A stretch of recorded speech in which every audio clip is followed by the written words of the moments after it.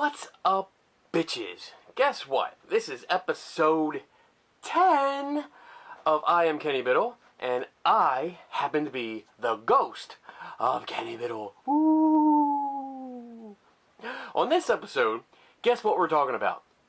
Something called Pepper's Ghost. Yes, it's an effect that's really, really freaking cool. And I've been seeing it a lot on YouTube. Usually posted by hoaxers that are just obviously trying to get attention.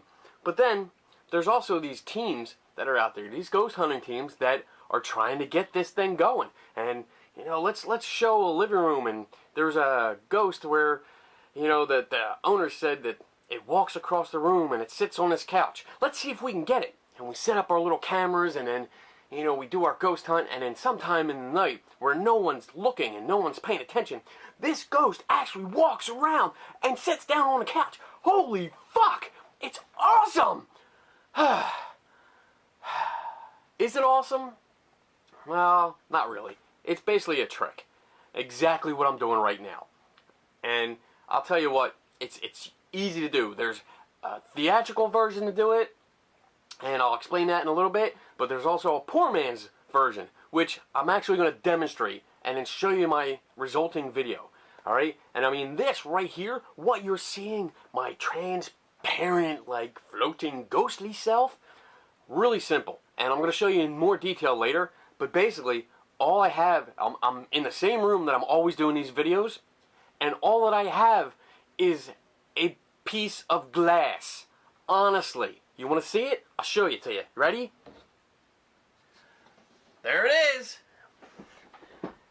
And I'm right next to it. Oh my god, that's so cool, ain't it?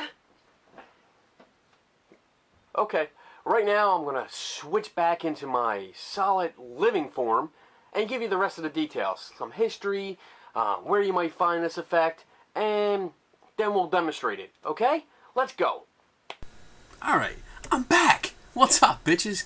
Alright, so why are we doing this? Why are we talking about the Pepper's Ghost effect? Well, basically, there was a couple weeks ago, there was a ghost hunting group that put a video up and claimed that, hey, you know what, we were in this house, and the owner claimed that they saw a ghost or a figure walking in front of the couch and then sitting down on the couch. So, during their ghost investigation, they set up a camera in the living room on the couch, and voila, wow, they caught a video of a transparent figure walking in front of the couch and then sitting down at the end. Okay?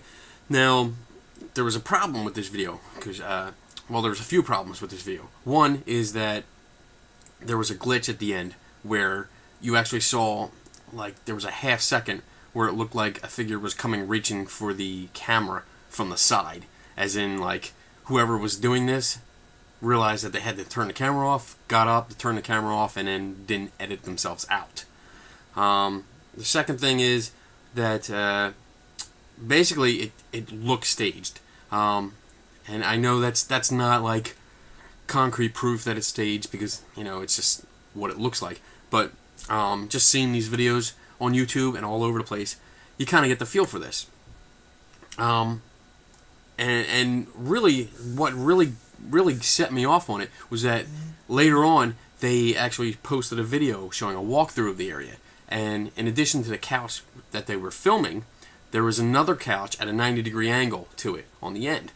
Well, this is actually perfect, because the way I set up my recreation, it basically is the same way. My living room is set up the same way. I have one couch, and then at 90-degree angle I have another couch, which set it up perfectly, so I could actually duplicate this video. Awesome. What I'm going to do is put the link to that video in the description below. You can also look on my Facebook page, the I Am Kenny Biddle Facebook page, and you'll see the videos there. You have to scroll down a bit, but it's there. What is Pepper's Ghost effect? Basically, it's a theatrical trick of light. It's to get a ghostly image of a real person up on stage in front of a live audience. That's basically what it was to do. And the first mention of this is back in 1584. A guy named Giambattista della Porta. He wrote a book called, what was it called? Magia Naturalis. And basically that translates into natural magic. And there was a chapter in there that it was entitled How We May See in a Chamber Things That Are Not. And basically the description goes on to describe seeing reflections in the glass. If you put glass inside the room and you're looking from the outside, you're going to see reflections from things outside, and it looks like they're inside, blah, blah, blah. It's pretty natural stuff. We see this all the time. When you walk down in front of a store, a storefront, and you're looking in the window, you see a reflection. That's your Pepper's ghost right there. Let's see. Let's go into more of the history of it. In 1862, a guy named Henry Dirks developed the Dirksian Phantasmagoria. That's a mouthful. Which was a version of a long-established Phantasmagoria performances. It's basically a technique used to make a ghost appear on stage, which is our Pepper's Ghost thing. Henry tried to sell his idea to all the theaters, but his version actually required the theaters to rebuild, like knock down the current theater and rebuild around his idea and his mechanical configuration. So basically, theaters said, no, we're not doing this because that's ridiculous, it's too expensive, we're not doing this. So it kind of failed. So later that same year, Henry Dirks set up a booth in what's called the Royal Polytechnic Institute of London, which is basically a permanent science-related institution. And by that time, a man named John Henry Pepper was the director of this place, and the sole lessee of the Royal Polytechnic. So he was a big shot. He was the main guy here. So here comes Pepper. He walks along, sees the booth, sees the idea, and basically takes the idea and says, I can make this better. And reworks it and says, look, now I figured out a way that we can actually incorporate this in the existing theaters. And nobody has to rebuild anything, and it'll work out great. They can use it. So what happened was Pepper showed the effect during a scene from Charles Dickens' The Haunted Man. And it was a great success. Everybody loved it. Unfortunately, because he showed it, everybody just associated it with him. So it got the name Pepper's Ghost. And he kept trying over the years. Mr. Pepper kept trying to say, no, Henry Dirks came up with the idea, I just modified it. But unfortunately, the name has stuck. And we all know it as Pepper's Ghost now. There's some modern examples of this. The most famous is the Haunted Mansion in Disney World. If you've ever been in there and you ride the cars, you go through the dining room, and you can look this up on YouTube and all kinds of video advertisements for Disney when you see the Haunted Mansion. But as you're gliding through on the cars and you look down, you're seeing ghosts that dance around and interact with this huge dining room. And what's actually happening is that you're on an elevated platform and you're looking into a screen. You're looking through a screen down to the dining room. And underneath you is a completely black room with all of these models, mannequins that are dancing around. They're automated mannequins. They're dancing around. And they're highlighted so that it shows up on the screen and you see it as transparent figures. It's pretty cool. It's a pretty good trick. But that takes a lot. And setting up a full-fledged Pepper's Ghost effect takes a little bit. Honestly, you have to set up the glass, and it's got to be big enough that it covers the area that people are going to be viewing. So when you're talking about like a stage performance, that's a huge piece of glass that's got to be able to not only be angled so that the ghost in the hidden room can view it, but it's got to be angled and cover enough area that the entire audience can look in it and see what's going on. You can do small ones, like if you look on videos, there's a video posted, and I'll put the link up on here so that you guys can see it too. But basically, what you do is set up a piece of glass at a 45-degree angle in a dark room, and you have people come down the hallway that are walking towards the room.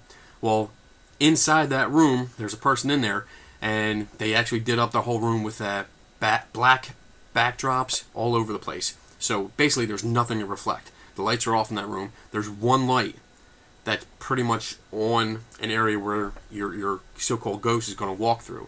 And when that person walks into the light, their reflection goes onto the glass that's in the doorway and will show down the hallway. And you'll see in the video, if you click on the link, again, that I'm going to provide, you'll see how this whole thing is set up. It's pretty cool. But unfortunately, most ghost hunting teams don't have this time.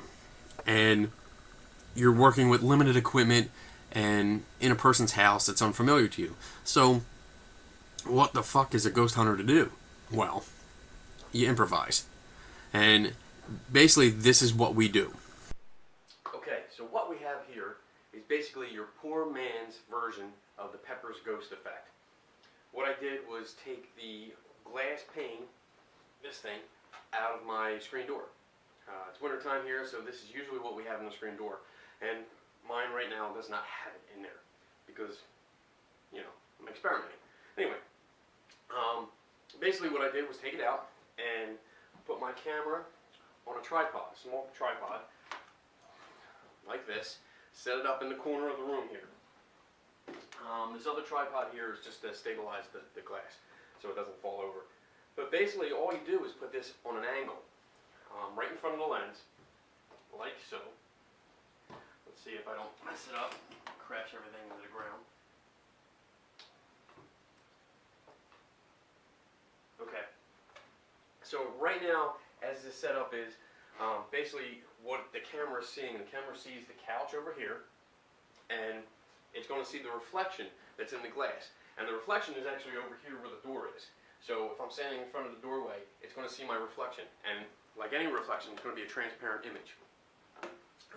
So basically, what I need to do is just set up the lighting so that I don't get too much reflection. And when you're doing a ghost hunt, it's very easy because most of the time you see them turn out the lights. So it's dark. They're using infrared cameras, shit like that. Now, there is an issue with some of the infrared cameras. When they switch over to infrared from the visible, they usually turn on a whole bunch of IR LEDs. There's ways around that because some cameras don't have that. Sometimes you use a regular camera.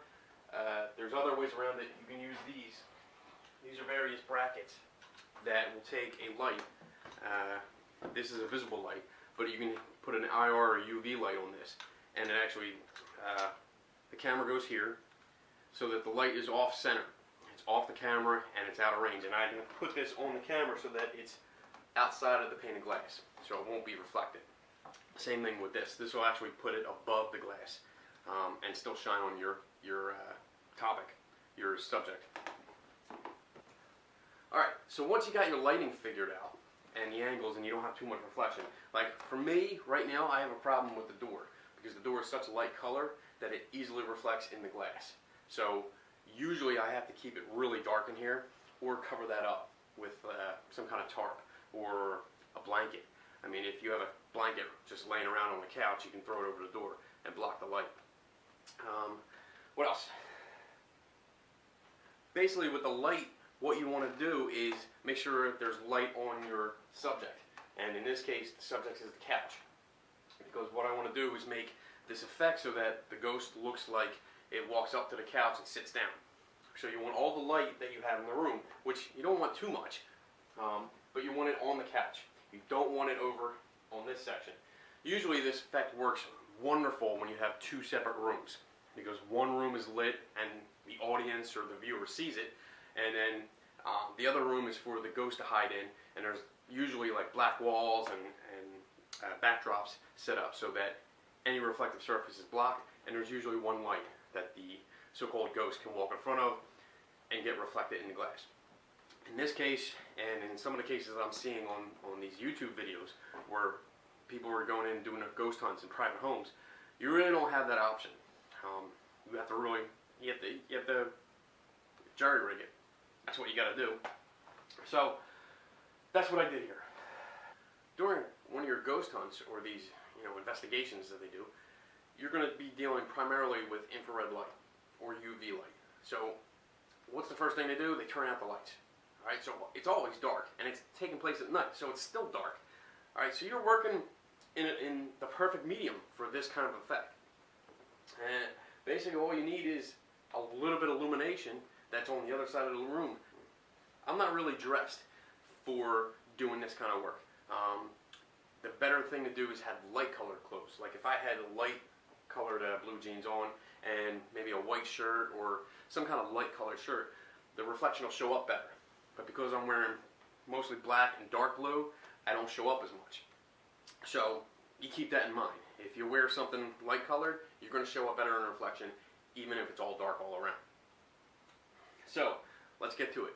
This is what I'm going to do. I'm going to show you the result of the video as soon as I'm done. The last thing you want to do before you start filming this is to understand your angles. It's kind of like shooting pool. You have to know the angle that you want to shoot and get the ball in the hole. So basically what you want to do is set this up. You look in the screen when you set up your camera. Turn the screen on, you look at it to see where reflections are. And you adjust this, and this adjusts the angle to where it is. And what I want to do, say, with this setup is that I'm filming this couch. Okay, and I want it to look like a ghost is sitting right here. Okay, so what I'll do is either set up a chair or another couch in a position that I want that in the reflection lines up where I want the ghost to sit. Alright, so basically I've already done that. That takes anywhere from like 5 to 10 minutes just to figure out the angle and get it set up right.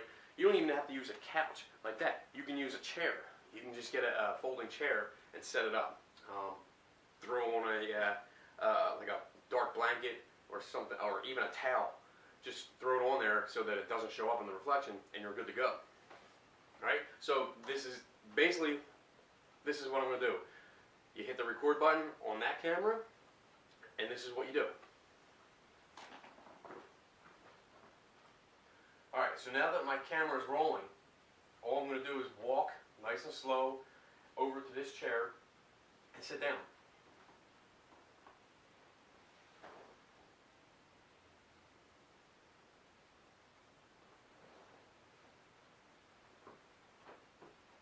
Boom. That's it. That's all you need. Now, once you get the finished product and you see it, I'm going to be transparent, and I'm going to walk into the frame, sit down, wave at the camera, be silly, and then get up and walk away. And as I walk away, I disappear completely. It's a cool effect, and you can do it anywhere, but it does have a certain look to it.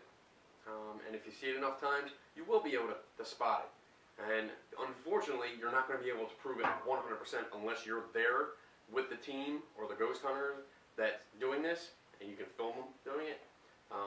But otherwise, that's basically how you do a poor man's version of Pepper's Ghost. Alright, so that was the basic description of a poor man's version of Pepper's Ghost. Now, it's pretty simple. It took me all of, 10-15 minutes total to set it up, film it, and get it up here and process the little video. Now, the video that I'm going to show you, I didn't actually take during that demonstration. I took last week when I was actually recreating the original video.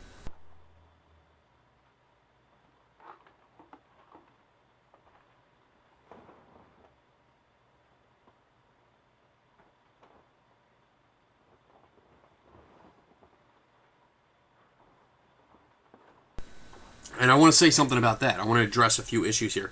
Now, I can't say 100% that the team that did this video or all of the teams that did these fucking videos faked them. I can't, because I wasn't there watching them. I wasn't there filming them. All that shit. I can't do it. I can only go off of what I know. My experience, my knowledge, my ability to recreate the effect, and just simply knowing about the effect. And knowing what can be done, and knowing the tools that ghost hunters have on their little ghost hunts, I can pretty much figure out for myself, this is probably a video they created. Again, did they do it 100%? I can't say. And I'm not going to say it because that would just be stupid. And I got to really work on that thing. I say a lot. Man. Let's see. There's no sound in the video.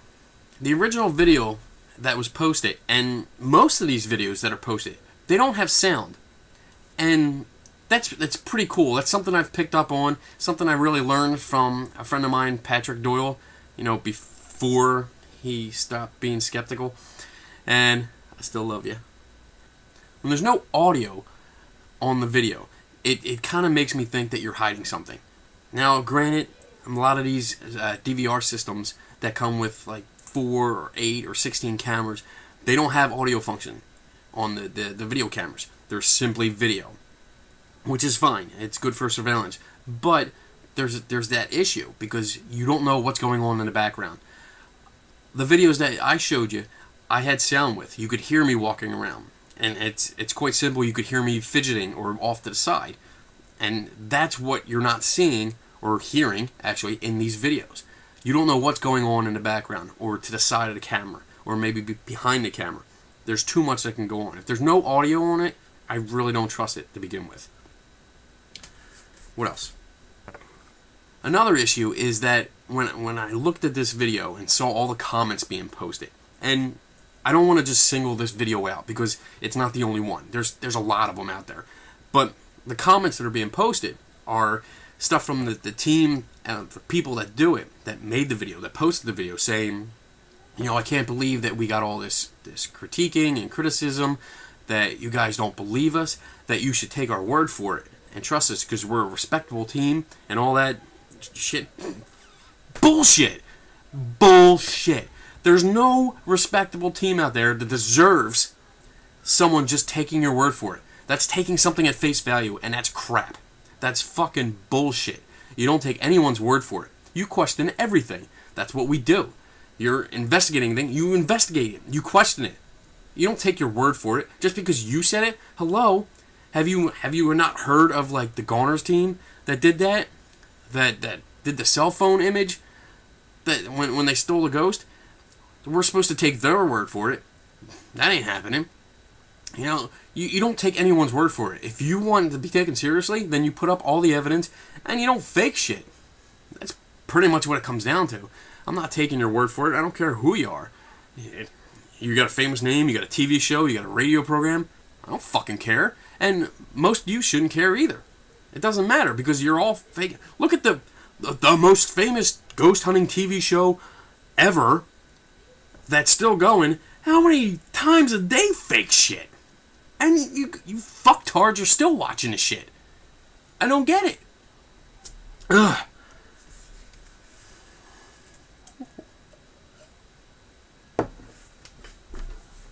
Lastly, I mean, it's basically the same thing I've already said. I can't prove it 100%. I can't do it unless I was there.